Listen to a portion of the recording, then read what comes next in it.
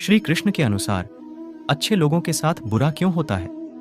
अधिकतर पूजा और पथ करने वालों की जिंदगी खुशहाल नहीं होती जितनी कि दुष्ट व्यक्तियों की होती है।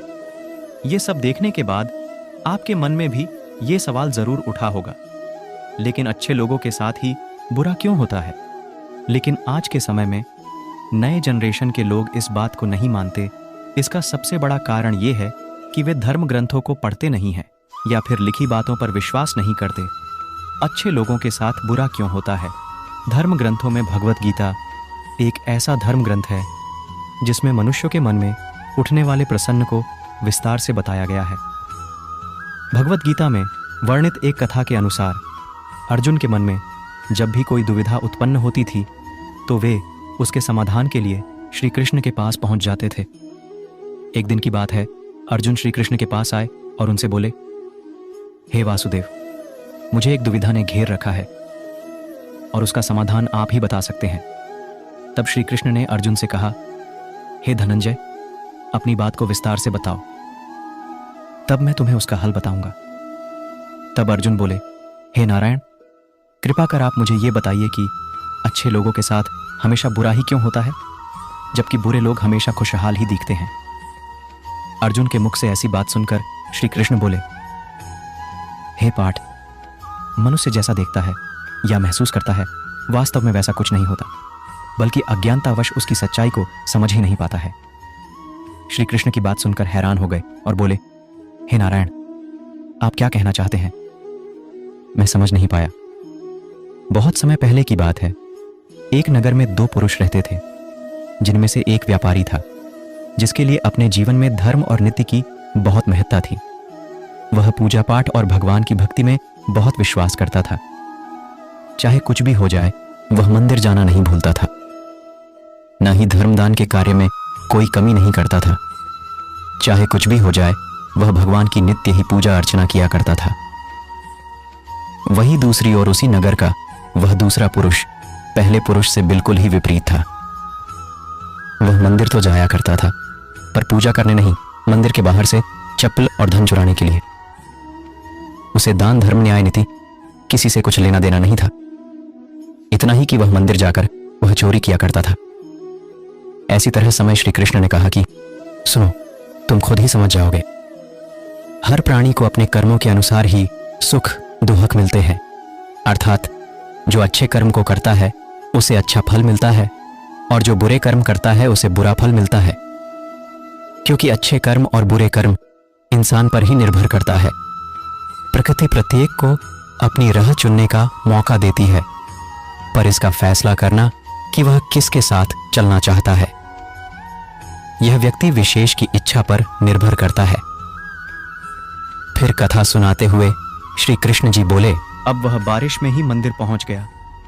मंदिर पहुंचते ही उस चोर व्यक्ति ने पंडित से नजर बचाते हुए सारे धन को चुरा लिया और बड़ी प्रश्नता से वहां से निकल गया।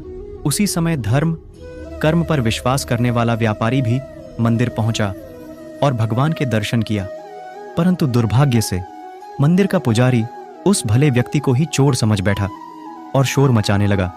शोर सुनते ही मंदिर में लोगों की भीड़ जमा हो गई और सभी लोग उस भले व्यापारी को ही चोर समझ बैठे, फिर उसे अपमानित करने लगे। यह सब देखकर वह भला व्यक्ति हैरान रह गया और उसे समझ नहीं आ रहा था कि उसके साथ ये क्या हो रहा है। फिर वह लोगों से बचता हुआ किसी तरह वह मंदिर से निकल गया, लेकिन दुर्भाग्य ने उसका साथ वहां भी नहीं छोड़ा।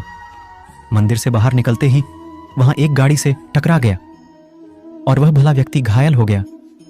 फिर वह व्यापारी लंगड़ाते हुए घर को जाने लगा। तभी रास्ते में उसकी मुलाकात उस दुष्ट व्यक्ति से हुई जिसने मंदिर का धन चोरी किया था। वह दुष्ट व्यक्ति झूमता और नाचता हुआ जोर जोर से बोल रहा था कि आज तो मेरी किस्मत ही चमक गई, एक साथ इतना सारा धन उसे मिल गया।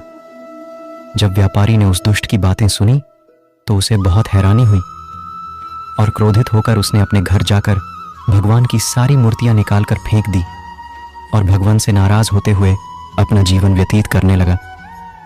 कुछ समय पश्चात दोनों ही व्यक्तियों की मृत्यु हो गई और दोनों ही यमराज की सभा में पहुंचे। उस व्यापारी ने उसी दुष्ट व्यक्ति को खड़ा देख क्रोधित स्वर में पूछ ही लिया। मैं हमेशा अच्छे कर्म करता था, पूजा पाठ दान धर्म में विश्वास करता था, जिसके बदले जीवन भर अपमान और दंड ही मिला, और इस अधर्म करने वाले पापी को नोटों से भरी पोटली। आखिर क्यों? इस पर यमराज ने उस भले व्यक्ति को बताया कि पुत्र, तुम गलत सोच रहे हो। जिस दिन तुम्हें गाड़ी से टक्कर लगी थी, वास्तव में वह दिन तुम्हारे जीवन का आखिरी दिन था। तुम्हारे द्वारा किए गए अच्छे कर्मों के कारण ही तुम्हारी मृत्यु एक छोटे से चोट में परिवर्तन हो गई। इस दुष्ट व्यक्ति के बारे में जानना चाहते हो तो पुत्र, इसके भाग्य में राजयोग्य था, जो कि इसके दुष्ट कर्म और अधर्म के कारण एक छोटे से धन की पोटली में परिवर्तित हो गया। श्री कृष्ण अर्जुन को कथा सुनाने के बाद कहते हैं, पाठ, अब तुम्हें तुम्हारे प्रसन्न का उत्तर मिल गया। ऐसा सोचना कि भगवान उसके अच्छे कर्मों को नजरअंदाज कर रहे हैं, यह बिल्कुल भी सत्य नहीं है।